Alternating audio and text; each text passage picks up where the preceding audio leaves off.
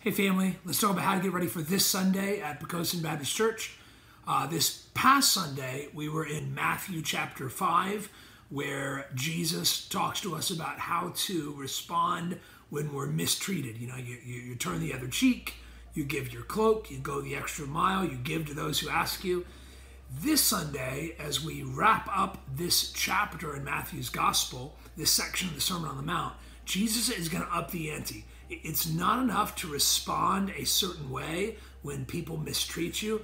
Jesus wants us to love our enemies. And that's exactly what he says. He says, love your enemies and pray for those who persecute you. It's not enough to love people that like you. It's not enough to love your neighbor. It's not enough to love your friends. An unbeliever can do that. Jesus is calling his followers to demonstrate a supernatural love, a love that can only happen when our hearts have been transformed by the gospel of Jesus Christ. He calls us to love our enemies, to love those who persecute us, to actually seek their well-being and their welfare, to want them to thrive. That's what he calls for you and for me and everybody who's a follower of Jesus. These are hard things that we cannot do without first understanding what has already been done for us in the gospel, that we have been loved even when we were enemies of God. That's what we're called to by Christ. So I want to encourage you to be with us this Sunday, to hear God's word, and to let it challenge you to love even the hardest people in your life to love.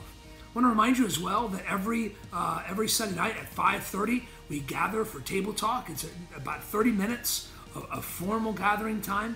And then a lot of folks will bring a meal either for themselves or to share and just spend some time in fellowship. So if you're feeling disconnected or isolated from the church family, I would just, if you're talking to me, the first thing I'm going to ask you is, what are you doing to pour into relationships? Here's one way, not the only way, but one way to spend time with your church family on a Sunday night for about 30 minutes, and stay longer if you'd like, to invest in those relationships. On the first Sunday night of every month, we have a prayer meeting. And what we do is we gather around at tables, and we pray as a small group for one page of the church directory. It's been a really powerful and meaningful time when we've done it the first 2 months of the year. And I want to encourage you to carve out 30 minutes to be with us this Sunday night to pray for your brothers and sisters in your church family. I think you'll be glad that you did. Hope to see you this Sunday. God bless.